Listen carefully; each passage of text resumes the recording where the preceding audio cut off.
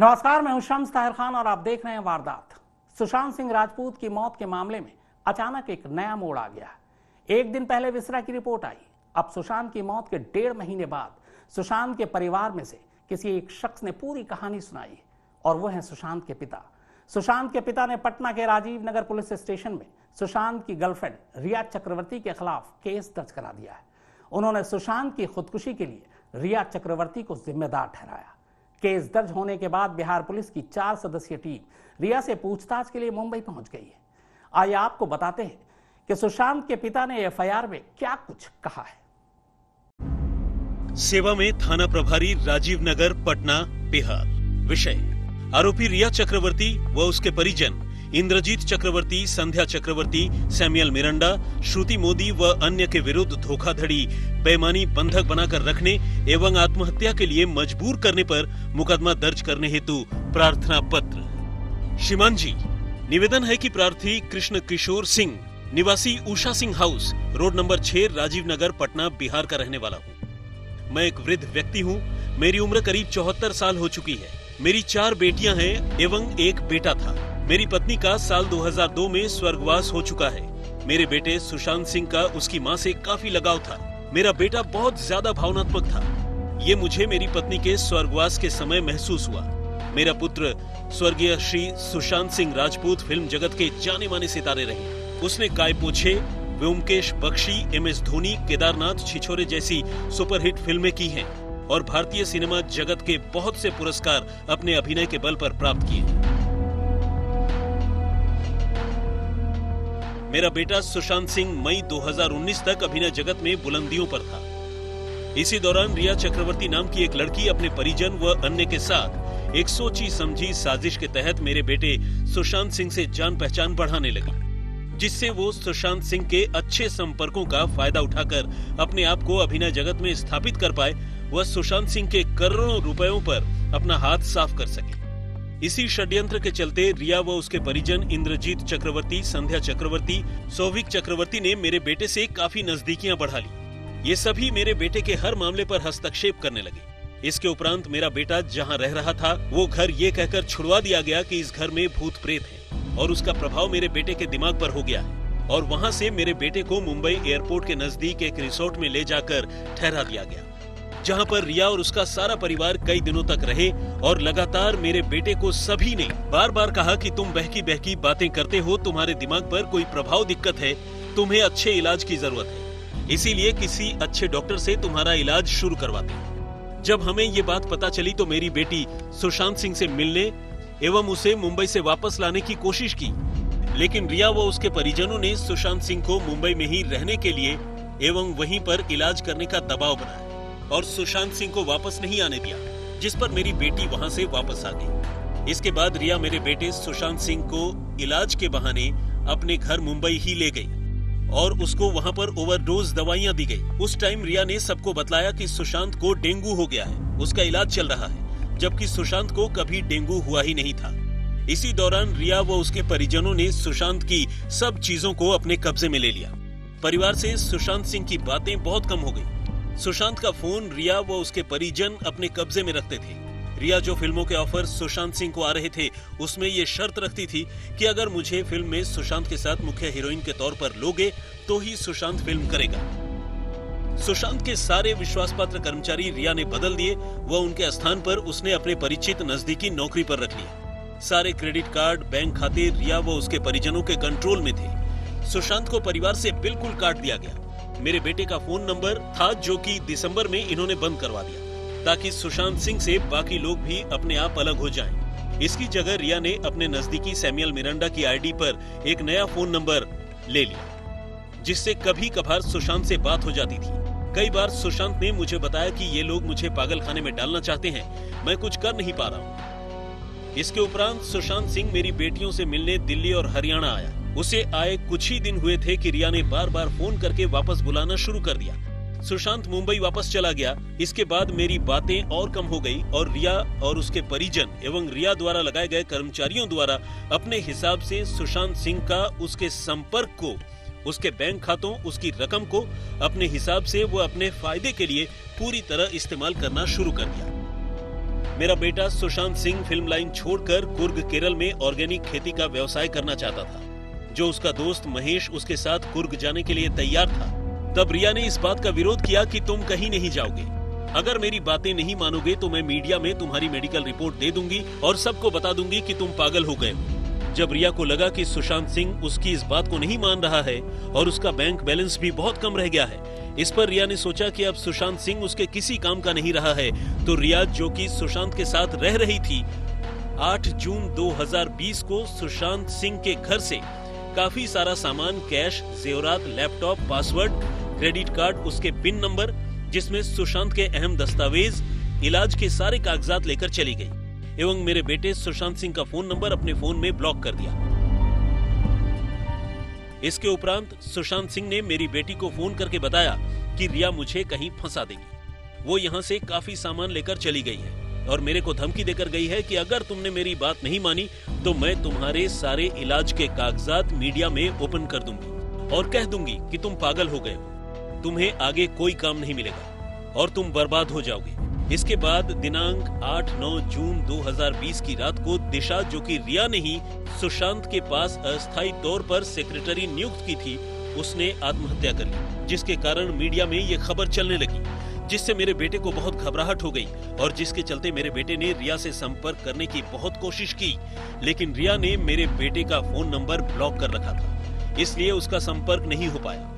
मेरे बेटे को अंदर ही अंदर ये डर था कि कहीं रिया उसे इस आत्महत्या के लिए जिम्मेदार न ठहरा दे। इसके बाद मेरी बेटी सुशांत सिंह के पास 3-4 दिनों तक रही और उसे समझाया तथा उसे हौसला दिया कि सब कुछ ठीक हो जाएगा, क्योंकि मेरी बेटी के बच्चे छोटे हैं, इस कारण वो 3-4 दिनों के बाद उसको समझा बुझाकर चली गई। लेकिन उसके जाने के 2 दिन बाद मेरे बेटे सुशांत ने दिनांक 14 जून 2020 को आत्महत्या कर ली।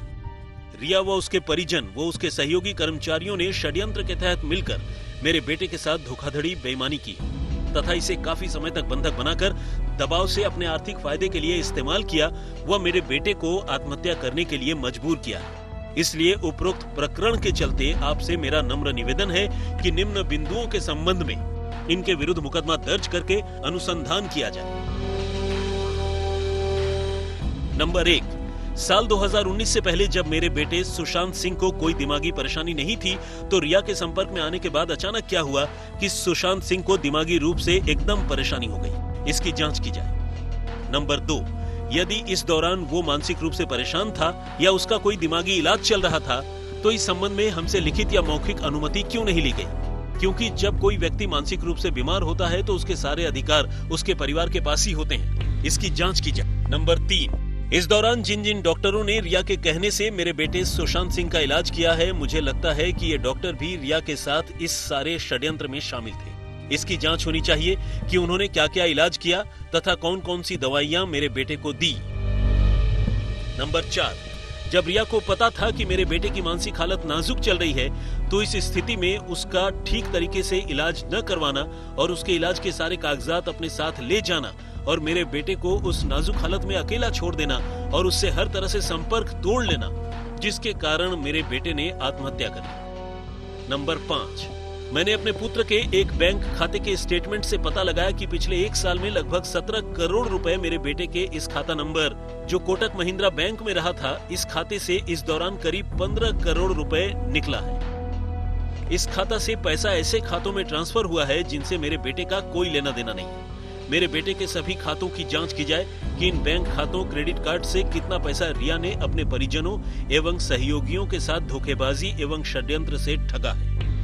नंबर 6, इस प्रकरण से पहले सुशांत सिंह का अभिनय जगत में पूरा नाम था, तो ऐसे क्या कारण रहे कि रिया के आने के बाद सुशांत सिंह की फिल्में एकदम से कम हो गई, इसकी जांच की जाए। नंबर 7, मेरा बेटा सुशांत सिंह ऑर्गेनिक खेती के व्यवसाय के लिए कुर्ग केरल अपने दोस्त महेश के साथ जाना चाहता था, जिसके लिए वो जमीन तलाश रहे थे। जब रिया को इस बात का पता चला तो इसने इस बात का विरोध किया और सुशांत को धमकी दी कि मैं तुम्हारे इलाज के सारे पेपर मीडिया में हाईलाइट कर दूंगी और अपने अच्छे रसूख के चलते तुम्हारा सब कुछ बर्बाद कर दूंगी। लेकिन जब सुशांत सिंह ने उसकी इस बात का विरोध किया तो रिया को लगा कि सुशांत सिंह अब उसके किसी काम का नहीं रहा, तो रिया यहाँ से लैपटॉप, कैश, जेवर, क्रेडिट कार्ड, इलाज के दस्तावेज, पिन नंबर, पासवर्ड साथ लेकर चली गई। इस प्रकरण की जांच की जाए मुझे पूरा यकीन है कि उपरोक्त तथ्यों के आधार पर जांच की गई तो सच्चाई सबके सामने आ जाएगी और उपरोक्त धोखेबाज एवं षड्यंत्रकारी गिरोह का पर्दाफाश हो सकेगा।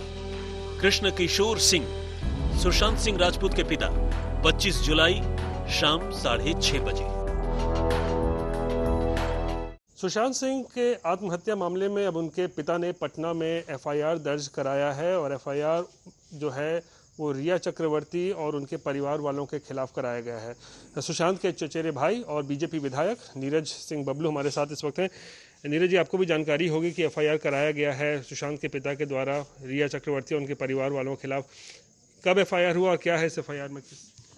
देखिए, 2 दिन पहले पता चला है कि एफआईआर दर्ज किया गया है और एफआईआर में वही है कि उसके अकाउंट के साथ छेड़छाड़ किया गया। रिया चक्रवर्ती उसके साथ पहले से अपना काम उम करते थे या जो भी करते थे उसमें उसके वो पार्टनर बना करके फर्जी कंपनी बना करके पैसे का ट्रांजैक्शन किया है और मैक्सिमम पैसा इसके अकाउंट से निकाला गया है उसके द्वारा।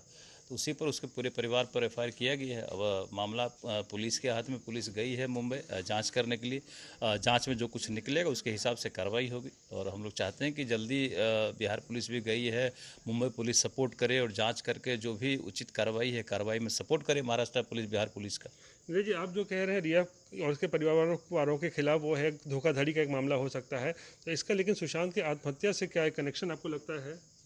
निश्चित रूप से अगर किसी के साथ बहुत बड़ा फ्रॉड हो जाए, किसी का हर कुछ लूट जाए, हो सकता है आदमी अंदर से टूट जाए। अगर हमारे पास जो भी हमारा संपत्ति है एकाएक कोई हमसे ले ले, हमारा सारा कुछ अगर कोई ले लेता है तो एकाएक हमको लगता है कि हमारा हार्ट फेल हो सकता है, हमारे साथ कुछ भी हो सकता है, हम डिप्रेशन में जा सकते हैं, तो हो तो सकता है बहुत कुछ। तो इसी संदर्भ को देखते हुए किया गया है कि हो सकता है इसी वजह से आत्महत्या हो। तो जांच का विषय, जांच करेगी पुलिस, जांच करे और कार्रवाई करे। आप लोगों को किस तरीके की धोखाधड़ी का कुछ पता चला है? आप लोग परिवार के करीबी हैं। हम लोगों को यही पता चला है कि पिछले कई महीनों से रिया चक्रवर्ती सुशांत के टच में था और उसके साथ कई तरह का पार्टनरशिप, कुछ कंपनी, कुछ काम वाम का अपना झांसा दे करके किया गया था, जो धीरे धीरे उसके अकाउंट से पैसा भी ट्रांसफ़र कर लिया गया था। तो वही अकाउंट से पैसा ट्रांसफ़र हुआ तो डॉक्यूमेंट्री प्रूफ है। डॉक्यूमेंट्री प्रूफ है तो वो तो कहीं जा नहीं सकता है। बैंक से अगर कोई पैसा निकालता है, किसके अकाउंट में जाता है तो वो तो क्लियर है। अगर ऐसा हुआ होगा तो पुलिस जांच करके कार्रवाई करेगी और हम लोग चाहते हैं कि कार्रवाई हो, महाराष्ट्र पुलिस, पटना पुलिस को मदद करे उसमें। क्या कुछ ऐसा आप लोगों को पता है कितने रुपए तकरीबन निकाले गए हो सकता है सुशांत के अकाउंट से रिया चक्रवर्ती ने? कुछ जानकारी? करोड़ों रुपए का ट्रांजैक्शन है, अब एग्जैक्ट मालूम नहीं है लेकिन करोड़ों का ट्रांजैक्शन। करोड़ों का ट्रांजैक्शन? बिल्कुल करोड़ों का। किस तरीके की अब आप लोग जांच चाहते हैं, रिया चक्रवर्ती हो या उनके परिवार वालों? एफआईआर दर्ज कर दिया गया है, अब यहाँ की पुलिस गई है। हम लोग चाहेंगे कि जांच करके सबूत के साथ उसको गिरफ्तार करे, गिरफ्तार करके लाए पटना, बंद करे जेल में, कार्रवाई करे पुलिस। हत्या के लिए मतलब आत्महत्या के लिए उकसाने का भी मामला इसमें आपको लगता है? बिल्कुल, इसमें है ही अगर हम तो पहले दोनों इशू है, हत्या और आत्महत्या। अगर आत्महत्या है तो आत्महत्या में ये भी पॉइंट बहुत बड़ा मुद्दा बन सकता है, उसके आत्महत्या का बहुत बड़ा कारण बन सकता है कि अगर हमारा सारा संपत्ति कोई लूट लेता है ठग करके, चीट करके, तो ऑटोमेटिक हम हो सकता है डिप्रेशन में चले जाएं, हमको बहुत बड़ा शौक लगे, हम कुछ ऐसा कदम उठा लें कि जो नहीं होने वाला है। तो नीरज सिंह बबलू जो कि सुशांत के चचेरे भाई हैं, उनका भी मानना है कि जो धोखाधड़ी का मामला जो रिया चक्रवर्ती और उनके परिवार वालों के खिलाफ दर्ज कराया है सुशांत के पिता ने, उसको लेकर कड़ी कार्रवाई होनी चाहिए और दोषियों के खिलाफ जो है कार्रवाई के साथ साथ उन्हें सज़ा भी मिलनी चाहिए। धीरज सिंह के साथ रोहित सिंह, सहरसा, आज तक। अभिनेता सुशांत सिंह राजपूत के सुसाइड मामले में अब उनके पिता ने एक एफआईआर पटना में दर्ज कराया है। हमारे साथ बात करने के लिए मौजूद हैं सुशांत के ममेरे भाई अनुज कुमार सिंह जी। अनुज जी, तकरीबन 1.5 महीने का वक्त बीत चुका है, अभी तक आपका परिवार जो है खामोश था इस पूरे मामले पे। आप लोग मुंबई पुलिस की जांच को देख रहे थे, लेकिन अब आप लोगों ने एफआईआर दर्ज कराया है परिवार ने। क्या है इस एफआईआर में, किसके खिलाफ है, जरा बता दीजिए। इसी हम लोग के परिवार की तरफ से एफआईआर दर्ज की गई है और चूँकि मुंबई पुलिस का रवैया थोड़ा सा ढीला ढाला था और हम लोग समय का भी थोड़ा सा हम लोग इस मुश्किल परिस्थिति से गुजर रहे थे। उसके बाद जब थोड़ा बहुत हम लोग अब ठीक हुए हैं तो एफआईआर दर्ज कराई गई है। हमारे फूफा जी श्री के सिंह के द्वारा कराई गई है। ये बातें सच्ची हैं। अब पूरा न्याय चूँकि राजीव नगर में हुआ है, चूँकि हम लोग राजीव नगर पटना के हैं, तो राजीव नगर में ये घटना थाना में ये की गई है FIR, और हम लोग न्याय चाहते हैं, बस कुछ नहीं चाहते हैं हम लोग। तो सुशांत सिंह राजपूत के परिजन साफ तौर पर कह रहे थे कि जिस तरीके से मुंबई पुलिस की जांच पिछले 1.5 महीने से चल रही है, उससे परिवार के लोग संतुष्ट नहीं हैं, और ऐसे में सुशांत के पिता ने FIR दर्ज कराया है पटना में, और जिन लोगों के खिलाफ उन्होंने FIR दर्ज कराया है उनके खिलाफ जांच चाहते हैं ताकि जो कार्रवाई है उनके खिलाफ की जा सके।